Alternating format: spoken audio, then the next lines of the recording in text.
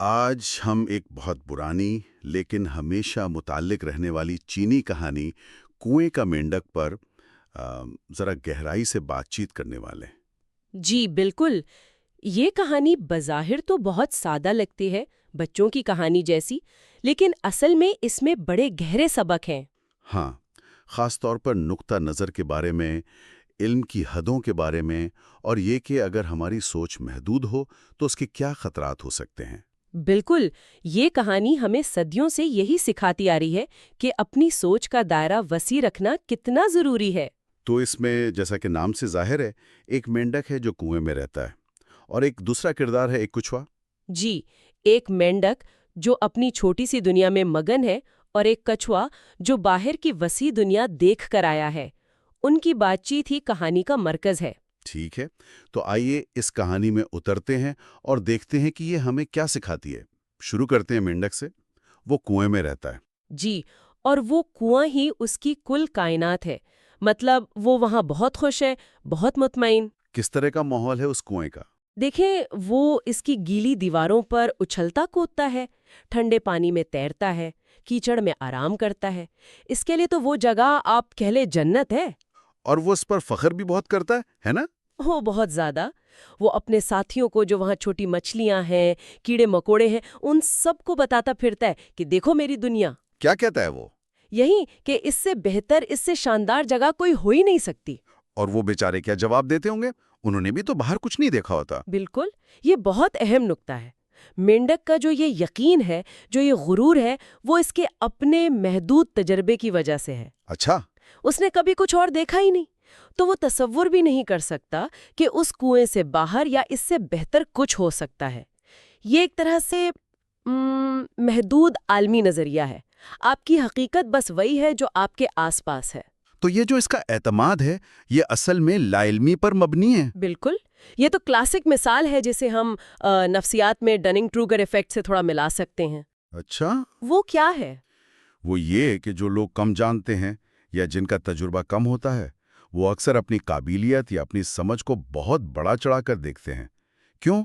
کیونکہ انہیں اندازہ ہی نہیں ہوتا کہ وہ کتنا کچھ نہیں جانتے۔ دلچسپ بات ہے۔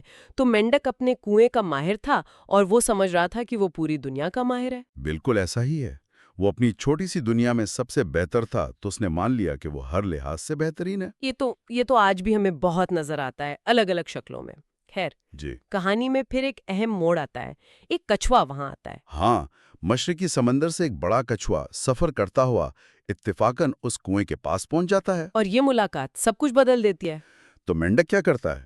وہ تو اپنے غرور میں ہوگا۔ بالکل، وہ بڑے فخر سے کچھوے کو اپنی سلطنت میں، اپنے کنویں میں خوش آمدید کہتا ہے، اپنی بڑائی بیان کرتا ہے کہ میں کیسے اچھلتا ہوں، کیسے غوطے لگاتا ہوں، کیسے کیچڑ میں مزے کرتا ہوں۔ اور پھر وہ کچھوے سے پوچھتا ہے وہی سوال۔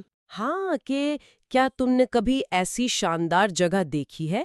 بھلا میری جیسی خوشی اور اطمینان کسی کو نصیب ہوگا؟ وہ اب بھی یہی سمجھ رہا ہے کہ اس کا کنواں ہی معیار ہے۔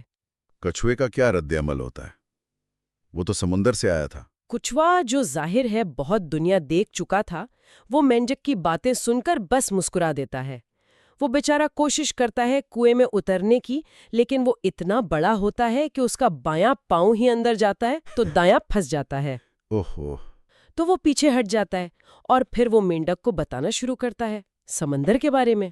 ہاں، یہ حصہ بہت اہم ہے۔ کیا بتاتا ہے وہ؟ وہ پہلے پوچھتا ہے، تم نے سمندر دیکھا ہے؟ مینڈک تو حیران، سمندر؟ وہ کیا ہوتا ہے؟ اسے تو پتہ ہی نہیں۔ بالکل نہیں۔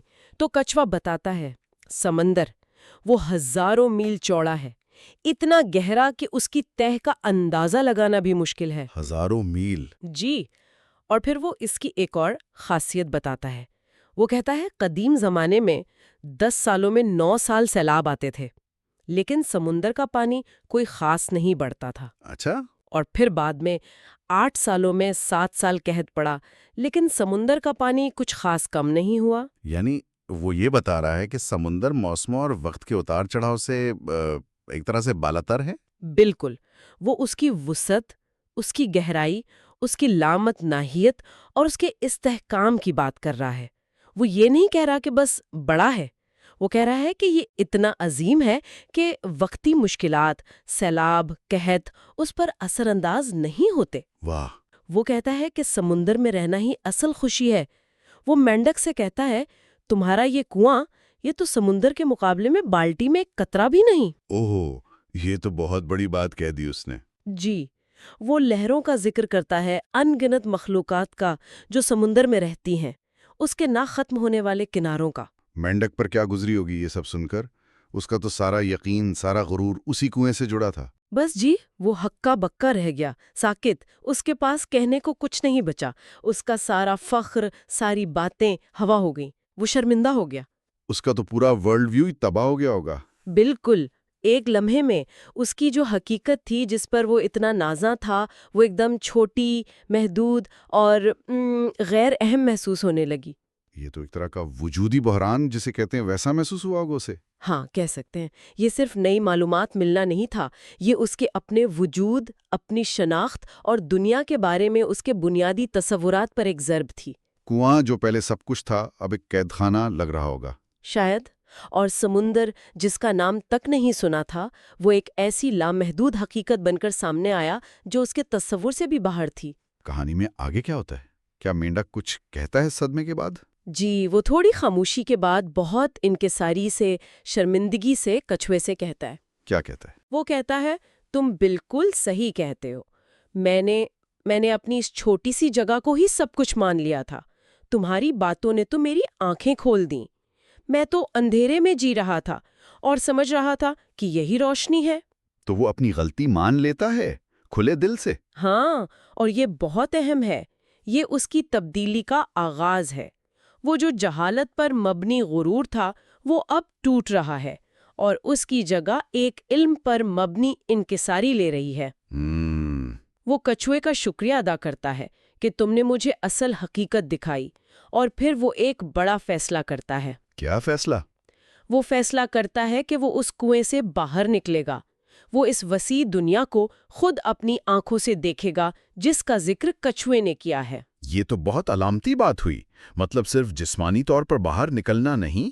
بالکل نہیں، یہ اس کی ذہنی قید سے نکلنے کا عزم ہے، اپنی سوچ کی حدوں کو توڑنے کا فیصلہ ہے۔ اور یہ کہانی پھر اتنی مشہور ہوئی کہ چین میں تو یہ محاورہ بن گئی ہے نا، جن دیزی واہ، ہے نا؟ جی ہاں، بالکل، کنویں کا مینڈک، یہ محاورہ آج بھی استعمال ہوتا ہے۔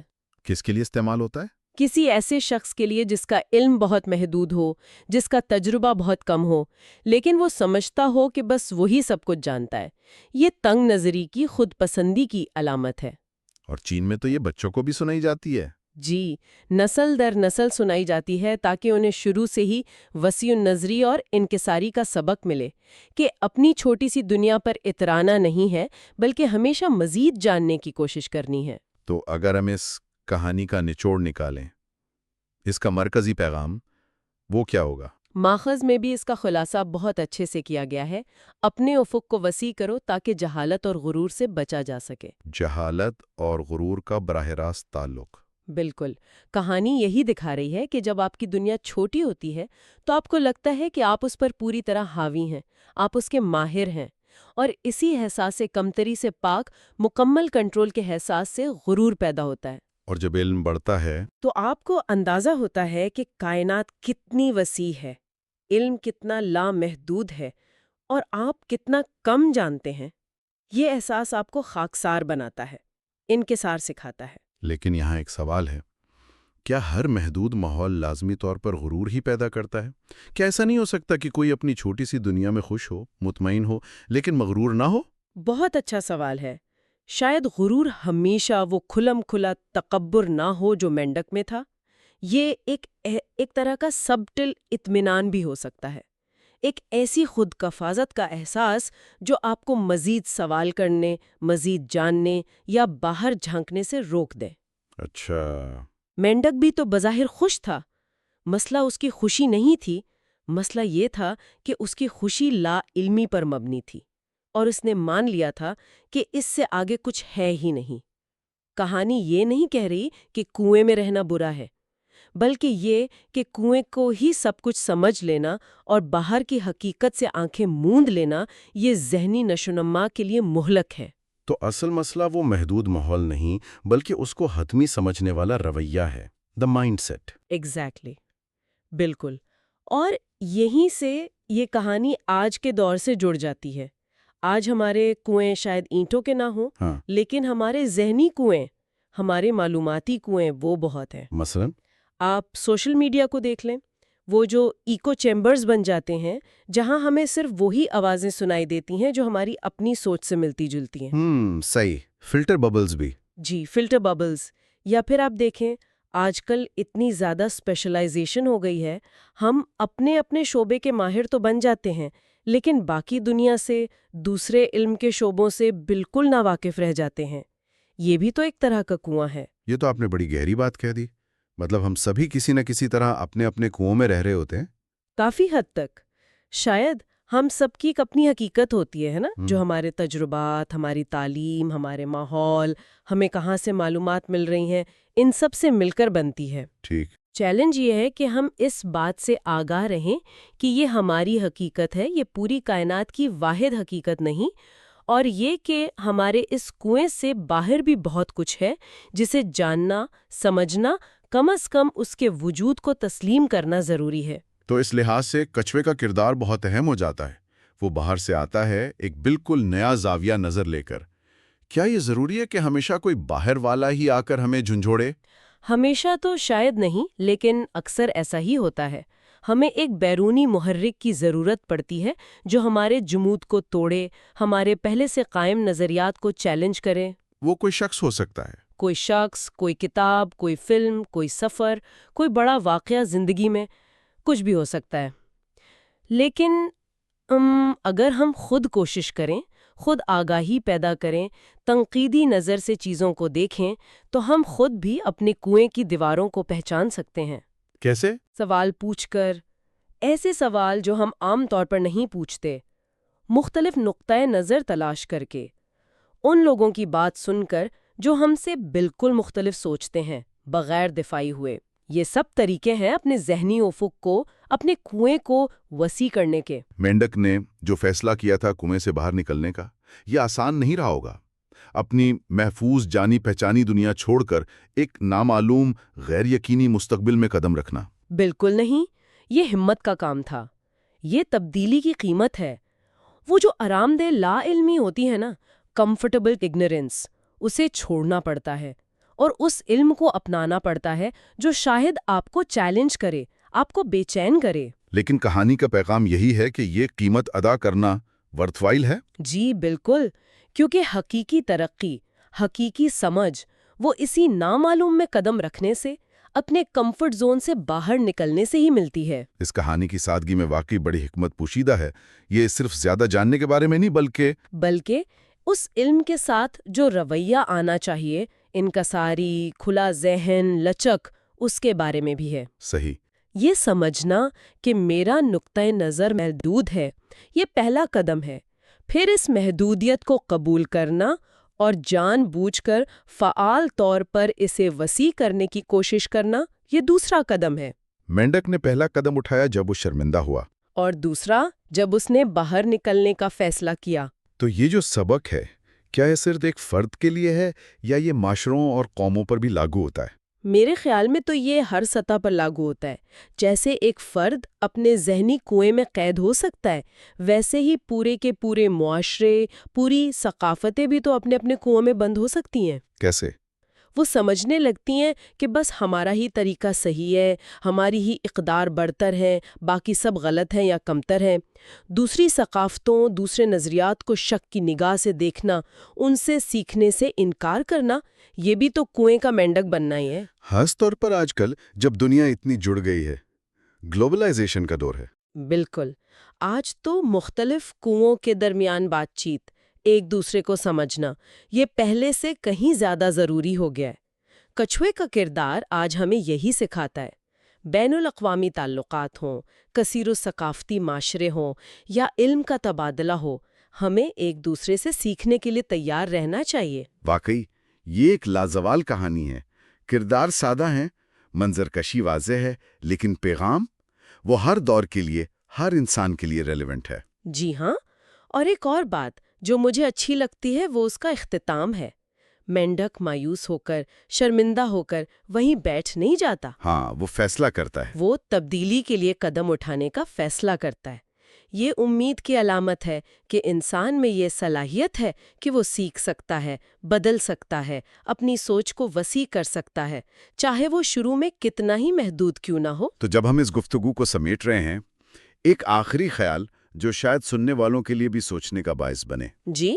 دیکھیں، مینڈک کو تو جسمانی طور پر کنویں سے باہر نکلنا پڑا اپنی دنیا کو وسیع کرنے کے لیے، ٹھیک؟ جی۔ آج کی دنیا میں یہ جو ڈیجیٹل دور ہے، جہاں معلومات کا سمندر ہماری انگلیوں پر ہے، وہاں ہم اپنے ذہنی کنووں کی دیواریں کیسے توڑ سکتے ہیں؟